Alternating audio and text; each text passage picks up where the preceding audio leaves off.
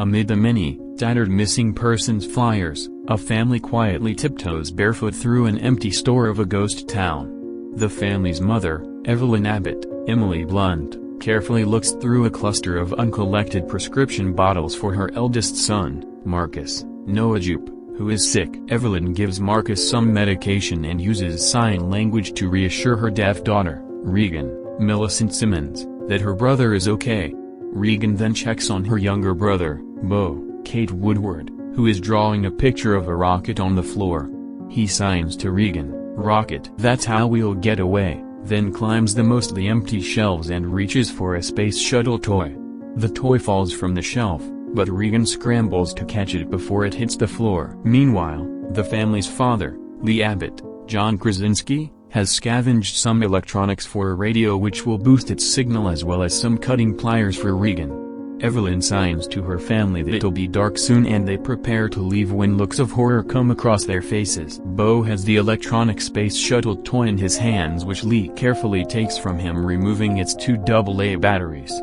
He signs to his youngest son, "It's too loud." As the family departs, Regan sneaks the toy back to Beau, who then grabs the batteries on his way out. The Abbotts silently walk back home on a trail of sand they've created. As they come to a walking bridge, they suddenly hear the electronic sound of the space shuttle toy from Beau, who is pulling up the rear. A horrified Lee races back toward his son, but it's too late. An alien creature quickly seizes and kills Beau. The Abbotts are home on their family farm. Lee is in the basement of the farmhouse, where he has set up an extensive surveillance system of cameras and monitors, as well as his radio and electronics, which he uses in the hope of contacting any other survivors. There are also scores of various news clippings which report of an alien invasion, as well as notes from Lee that read, "Blind, attack sound, and armor." Evelyn, meanwhile, is in a cellar where she hangs a mobile she has crafted. Evelyn is pregnant. She sets up an oxygen tank which is connected to an infant breathing mask. It sits next to a covered, soundproof baby crib. Lee has moved up to the top of his grain silo, where he looks through pictures of Beau.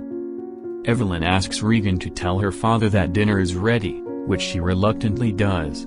After silent prayer, they eat quiet foods on leaves of lettuce instead of plates. Afterwards, Regan and Marcus play Monopoly when he accidentally knocks over a lantern, which sets the rug on fire. Lee quickly puts it out, and they quietly wait for the consequences.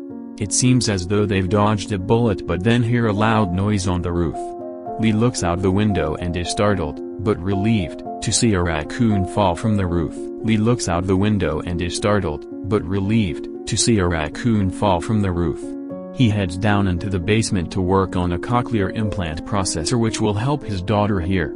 Evelyn comes down, where they share a smile and a set of earbuds as they slow dance to Neil Young's Harvest Moon. While Lee is pouring down more sand on their walking paths, Evelyn is in the cellar checking her blood pressure.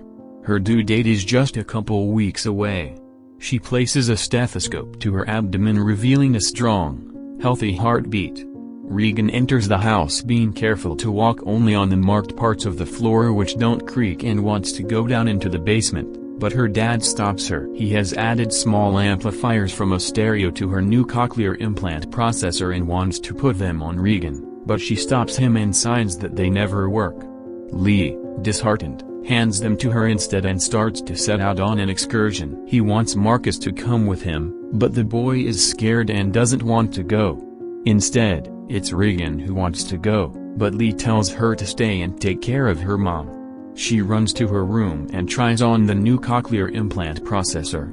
When they don't work, she's devastated. Regan packs a bag which includes her cutting pliers and a wrapped object from her dresser, then leaves the farm. Lee has taken his son to the river, where he teaches him that making small sounds is okay as long as louder sounds are nearby.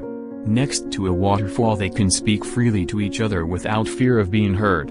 Marcus asks his dad why he didn't let Regan come and if he blames her for what happened to Beau, because she blames herself. When Lee says it was no one's fault, Marcus tells him if he still loves her, he should tell her. During this conversation, Regan has arrived at the walking bridge, where a makeshift memorial has been constructed for Beau.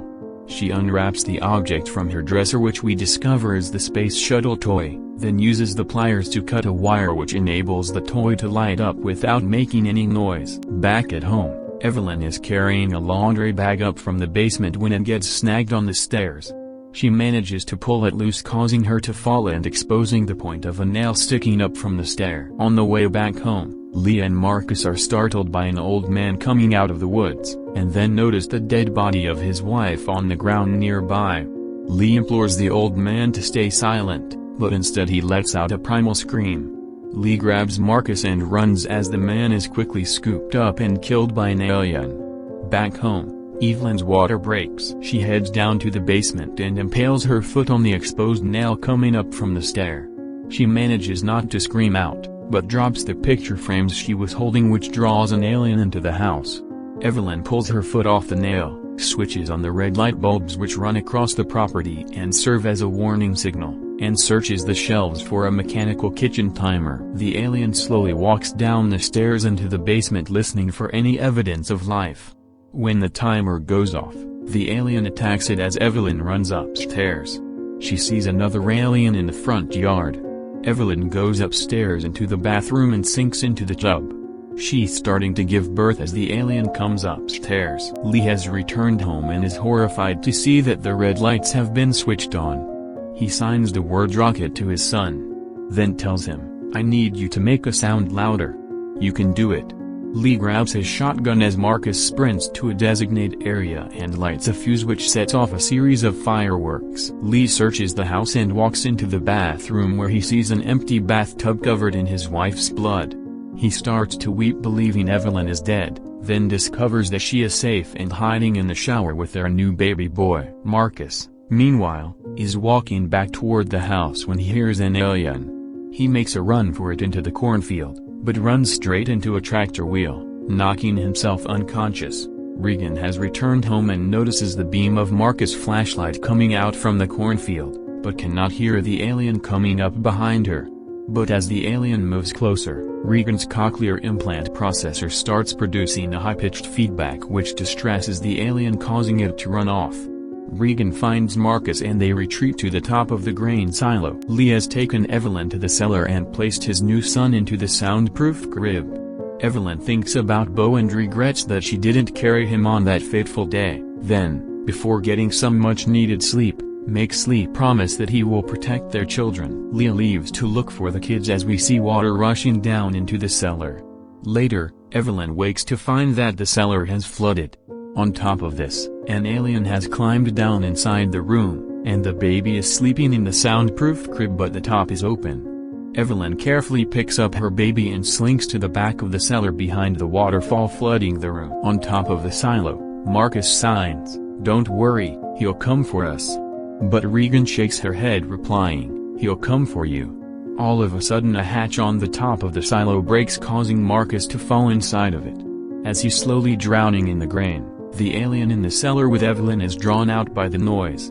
The hatch breaks away completely and falls into the silo, just missing Marcus. Regan, herself, jumps into the silo and successfully saves her brother by pushing the hatch towards him so he can grab hold of it. However, she herself quickly sinks into the grain.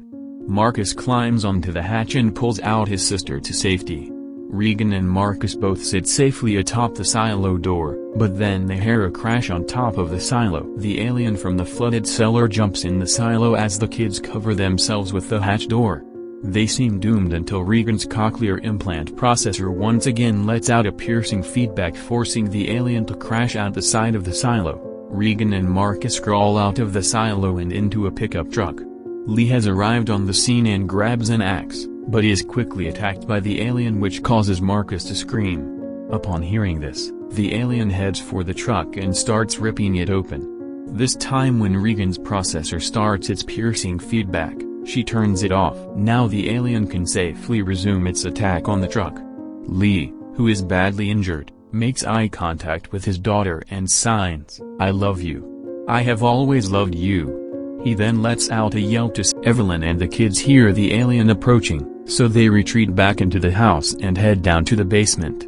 Regan, who was never allowed down there, the alien walks down into the basement and has them cornered. Regan, However, scans a handwritten scribbling from her dad which read, "What is their weakness?" Then takes a quick glance at the hearing aids on his workbench. And eureka! She switches on her cochlear implant processor, creating feedback, and causing the alien to shudder.